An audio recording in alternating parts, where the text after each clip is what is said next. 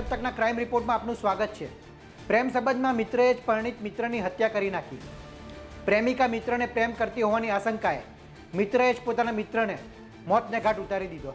ફિલ્મી ઢબે મિત્રએ મિત્રની કેવી રીતના હત્યા કરી જોઈએ રિપોર્ટમાં। વડોદરા શહેરના દરજીપુરામાં રહેતા દીપેન પટેલ નામનો યુવક હરણી વિસ્તારમાં પિયરે ગયેલી પત્નીને મળવા ગયો હતો। દરજીપુરાથી કાર લઈને નીકળેલો યુવક મોડી રાત થઈ ત્યાં સુધી સાસરીએ પહોંચ્યો નહીં કે ના તો તેના ઘરે પરત આવ્યો, જેથી પરિવારજનોને ચિંતા થતાં યુવક ગુમ થયા હોવાની ફરિયાદ હરણી પોલીસ સ્ટેશનમાં નોંધાઈ હતી। પોલીસે તેની શોધખોળ હાથ ધરી હતી। તેના ત્રીજા દિવસે દીપેનની કાર અનગઢ ગામ પાસે મહીસાગર નદી પાસે મળી આવી હતી। કારમાં લોહીના નિશાન હતા અને કારમાં એક્સિલેટર પર પથ્થર મૂકેલો હતો। એ જોઈને પોલીસને દીપેનની હત્યા થઈ હોવાની આશંકા લાગી। તેના 2 દિવસ બાદ કાલોલ કનેટિયાની નર્મદા કેનાલ પાસેથી દીપેનની લાશ મળી આવી। પોલીસે પોસ્ટમોર્ટમ કરાવતા દીપેનની હત્યા તીક્ષ્ણ હથિયારથી કર્યા બાદ કેનાલમાં લાશ નાખી દીધી હોવાનું બહાર આવ્યું છે। કેસની શરૂઆતથી પોલીસને દીપેનના મિત્ર હાર્દિક પ્રજાપતિ પર શંકા હતી। શંકાના આધારે પોલીસે કડકાઈથી પૂછપરછ કરતા આરોપી ભાંગી પડ્યો અને દીપેનની હત્યા કરી હોવાની કબૂલાત કરી। ગઈ 7 તારીખે હરણી પોલીસ સ્ટેશનમાં દીપેન કુમાર મુકેશભાઈ પટેલ કે જે દરજીપુરાના રહેવાસી હતા એના ગુમ થયાની એક ગુમ જાણવા જેવું હરણી પોલીસ સ્ટેશન દાખલ થયેલી અને તે જે કાર લઈને ગુમ થયા હતા એની કાર અનગઢ ગામ મહીસાગરની અંદરથી ગયા રવિવારે બિનવારસી હાલતમાં પાણીની અંદર ડૂબેલી હાલતમાં મળી આવેલી અને જે તે વખતે એ ગાડીની હાલત જોતાં કે એની અંદર બ્લડ સ્ટેઇન અને એ બધું જોતાં કંઈ અઘટિત બન્યું હોય એવું જે તે વખતે જ લાગતું હતું। તપાસ કરતાં શોધખોળ કરતાં તે માણસ નહીં મળી આવતા ક્રાઇમની ટીમો પણ એમની પાસે લાગેલી। હરણી પોલીસ સ્ટેશન સાથેનો ડિસ્ટાફ અને અલગ અલગ ટીમો બનાવી અને આ માટે અમે છેલ્લા 3-4 દિવસથી લાગેલા હતા। એમાં બરોડા શહેર પોલીસને એક સફળતા મળી છે અને તમે જાણો છો એમ ગઈકાલે આ કામે અમે હાર્દિક કૈલાસભાઈ પ્રજાપતિ નામના કિસ્સાની ધરપકડ કરી છે।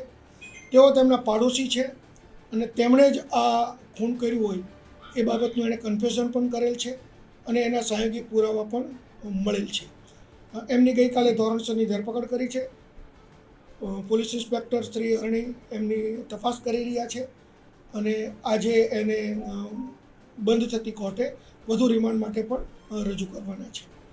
ગુનાની હકીકત જોઈએ તો આ મરણ જનાર દીપેનભાઈ છે અને એમની બાજુમાં જ એ જ સોસાયટીમાં એટલે કે દરજીપુરામાં જ આ હાર્દિક પ્રજાપતિ જે આરોપી છે એ રહે છે।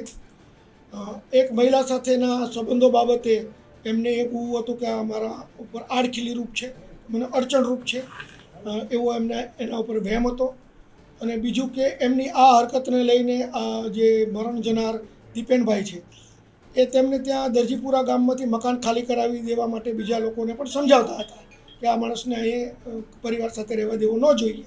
આ વાતની રીસ લઈ અને એમણે એને મોત નિપજાવવા માટેનું મનોમન નક્કી કરેલું અને આ વાતનો એણે અંજામ આપી અને એને એની જ ગાડીમાં લિફ્ટ લઈને ગળામાં કટર મારીને પહેલાં તો એને એમની પાસે મરચુંની ભૂકી હતી, કટર હતું એ એમણે પહેલેથી રાખી લીધેલું હતું તો ગળામાં કટર મારી અને એની જ ગાડીમાં એને ખાલી સાઈડમાં બેસાડી હાલોલ રોડ ઉપર જઈ અને ત્યાં જે નર્મદા મોટી કેનાલ છે એ કેનાલમાં એને ડેડ બોડીનો એને નિકાલ કરેલો અને એનો મોબાઈલ અને એના કપડાં એ પણ એને આગળ જઈ અને બદલી નાખેલા।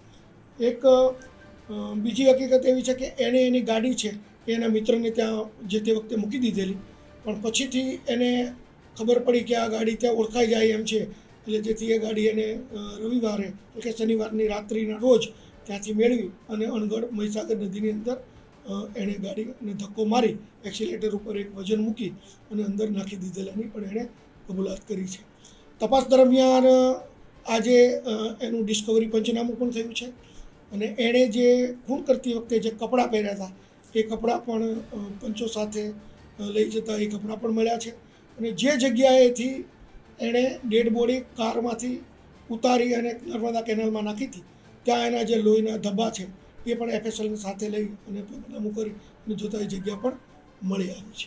પહેલાં તો એ જે ગાડી છે એ ગાડી પાછળથી નંબર પ્લેટ કાઢી નાખે છે અને જે પાછળ મરણ જનારની દીકરીનું નામ લખેલું હોય છે એ પણ કાઢી નાખે છે એટલે ગાડીને સીધી રીતે કોઈ ઓળખી ન શકે એવી કરી અને પછી એ ગાડીને આમાં મહીસાગર નદીમાં અણગઢ ગામ પાસે નાખી દીધી. સંતાડીની એમના એક મિત્ર છે, સાવલી તાલુકાનું ગામ છે વાસણા કોતરિયા ગામ છે, ત્યાં એણે ગાડી મૂકી હતી. એણે એવી રજૂઆત કરેલી પહેલાં તો કે ભાઈ આ ગાડી છે એ મારે ફાઇનાન્સવાળા ખેંચી જશે કે એ પ્રકારનું છે, એટલે તું ગાડી 2 દિવસ અહીં રાખ એમ કરીને રીતે ગાડી. તેમ છતાં તપાસ ચાલુ છે, જોઈએ એમનો કોઈ ગુનાહિત ઇતિહાસ છે કે કેમ. બનાવના એક સપ્તાહમાં પોલીસે દીપેનની હત્યાનો ભેદ ઉકેલી દીધો અને તેની હત્યા કરનારા આરોપી હાર્દિકને જેલ હવાલે કર્યો છે. પરંતુ સવાલ એ છે કે બે મિત્ર વચ્ચે એવી તો શું માથાકૂટ થઈ કે વાત ખૂની ખીલ સુધી પહોંચી ગઈ. પોલીસે એ સવાલ પૂછ્યો ત્યારે હાર્દિકે કહ્યું તે જાણવા જેવું છે. પોલીસ પૂછપરછમાં બહાર આવ્યું છે કે મૃતક દીપેન વડોદરા આરટીઓમાં શોરૂમ તરફથી એજન્ટનું કામ કરતો હતો. આરોપી હાર્દિક પણ આરટીઓ બહાર ઓનલાઈન એપોઇન્ટમેન્ટની કામગીરી કરતો હતો. દીપેન અને હાર્દિક બંને મિત્રો હતા. દીપેનની પાડોશમાં જ આરોપી ભાડાના મકાનમાં રહેતો હતો. દીપેનને એક દીકરી હતી અને પત્ની ગર્ભવતી છે. હાર્દિક મિત્ર હોવાથી તેની પ્રેમિકા અને દીપેન પરિચયમાં હતા. હાર્દિકની પ્રેમિકા દીપેનને પ્રેમ કરવા લાગી હતી તેવી શંકા હાર્દિકને હતી, જેથી છેલ્લા 1 મહિનાથી તે મિત્ર દીપેનની હત્યાનો પ્લાન ઘડી રહ્યો હતો. દીપેનની હત્યા કરવા માટે મરચાની ભૂકી અને કટર તે સાથે રાખતો હતો. 7 તારીખે દીપેન કાર લઈને સાસરીમાં જવા નીકળ્યો હતો. પ્લાનિંગ મુજબ હાર્દિક સમા વિસ્તારમાં જવાનું કહી દીપેનની કારમાં બેસી ગયો. ગોલ્ડન ચોકડી તરફ અવાવરું જગ્યાએ કાર ઊભી રખાવી. ત્યારબાદ દીપેનના મોઢા પર મરચાની ભૂકી નાખી ગળા પર કટર મારી તેની હત્યા કરી નાખી. લાશને કેનાલમાં નાખી દીધી.